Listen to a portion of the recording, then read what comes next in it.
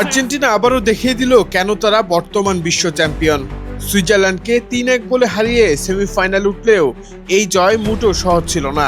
নির্ধারিত সময়ে সুইসদের শৃঙ্খলাবদ্ধ রক্ষণ এবং দ্রুত পাল্টা আক্রমণ আর্জেন্টিনাকে বারবার চাপে ফেলেছিল।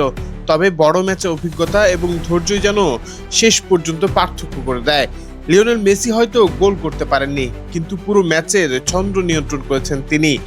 কর্নার থেকে অ্যালেক্সিস ম্যাকঅ্যালিস্টারের গোলের অ্যাসিস্ট, অসাধারণ পাসিং, বল ধরে রাখার আক্রমণ গড়ে তোলা এবং গুরুত্বপূর্ণ মুহূর্তে সঠিক সিদ্ধান্ত, সব মিলিয়ে মেসি ছিলেন আর্জেন্টিনার আক্রমণের প্রাণভোমরা। তিনি আবারও প্রমাণ করলেন শুধু গোল করলেই ম্যাচে প্রভাব ফেলা যায় না।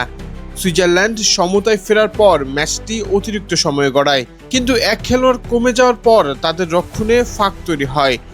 সেই সুযোগ কাজে লাগিয়ে জুলিয়ান আলভারেজের দুর্দান্ত গোল এবং শেষ মুহূর্তে লাউতারো মার্টিনেজের নিশ্চিত করা গোল আর্জেন্টিনাকে ৩-১ ব্যবধানে জয় এনে দেয়।